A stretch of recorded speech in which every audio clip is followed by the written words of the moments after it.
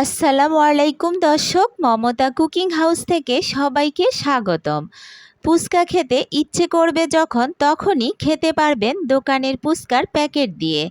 আজকে আমি দোকানের ফুচকার প্যাকেট দিয়ে ফুচকা তৈরি করব।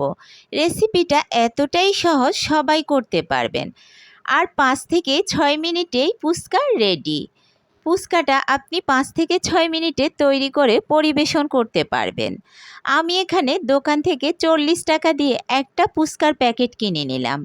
আপনারা চাইলে এর থেকে বড় প্যাকেট বেশি টাকা দিয়েও কিনতে পারেন। আমি যেটা 40 টাকা দিয়ে কিনলাম, এখানে 40 পিস ফুচকা আছে।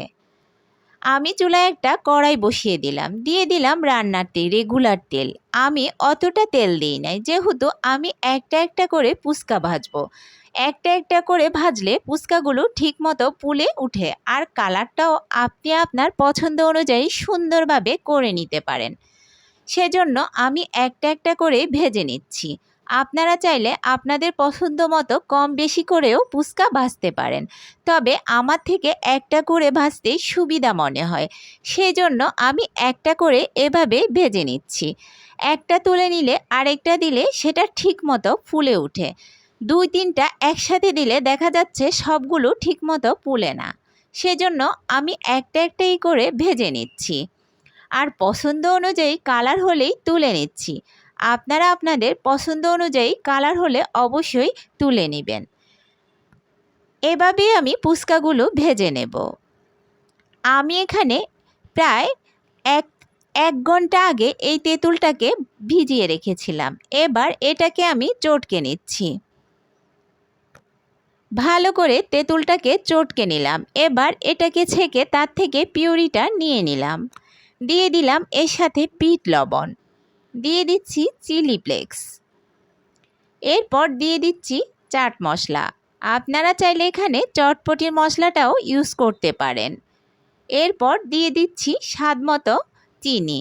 আপনি যেমন চিনি পছন্দ করবেন তেঁতুলের সাথে, সেরকমই দিবেন। তারপর দিয়ে দিলাম কাঁচামরিচ। এরপর দিয়ে দিব একটু লেবুর রস।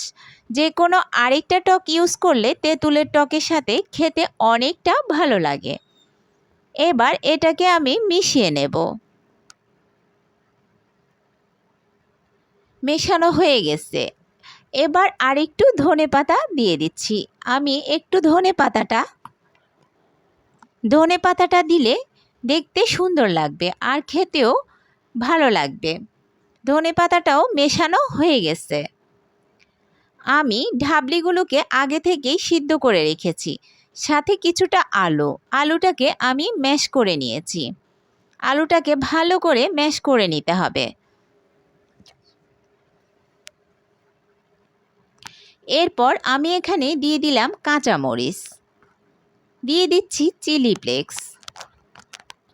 আপনি যেমন ঝাল পছন্দ করবেন তেমনটাই দিবেন। এরপর দিয়ে দিলাম চাট মশলা। আপনি চাইলে চটপটির মশলাটাও দিতে পারেন। দিয়ে দিলাম বিট লবণ, আর দিয়ে দিলাম পেঁয়াজ। এরপর দিয়ে দিচ্ছি ধনেপাতা। এবার সবগুলোকে ভালো করে মিশিয়ে নিতে হবে। বাসায় যদি আপনার চাট মশলা অথবা চটপটির মশলা না থাকে, তাহলে আপনি জিরা ও ধনিয়াকে একটু চুলায় ভালো করে গরম করে ব্লেন্ড করে দিয়ে দিতে পারেন, তাহলেই হয়ে যাবে। এবার এটাকে আমি হাত দিয়ে মেখে নিলাম। তারপর দিয়ে দিচ্ছি একটু টকটা দিলে খেতে আরও ভালো লাগবে, সেজন্য টকটা দিয়ে দিচ্ছি। এবার এটাকেও আমি মেখে নিলাম। এবার ফুচকার পুরটা রেডি হয়ে গেল। দেখুন, আমি এবার একটা ফুচকা আপনাদেরকে রেডি করে দেখাচ্ছি।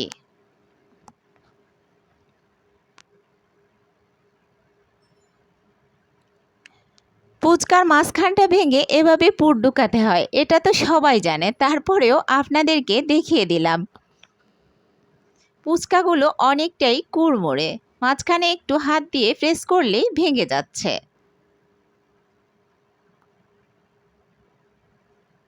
পুরটাকে দিয়ে দিচ্ছি।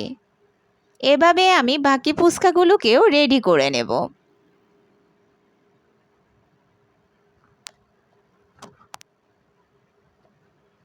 আমি আরেকটা ফুচকাও ভেঙে দেখাচ্ছি, দেখুন কতটা কোড়মোড়ে ফুচকাগুলো। দোকানের প্যাকেট ভেবে আপনারা আবার অন্যরকম ভাববেন না, অনেক মজাদার এই ফুচকাটা, আর যখন তখন খেতে পারবেন।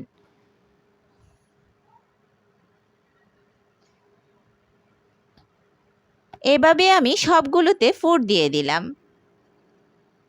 দেখুন টকটা মাঝখানে বসিয়ে দিচ্ছি।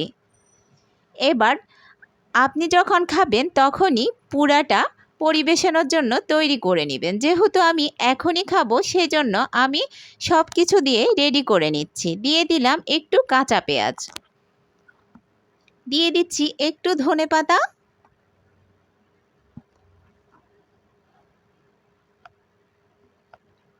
তারপর দিয়ে দিচ্ছি শসা। শসা ছাড়া ফুচকা খেতে আমার ভালোই লাগে না।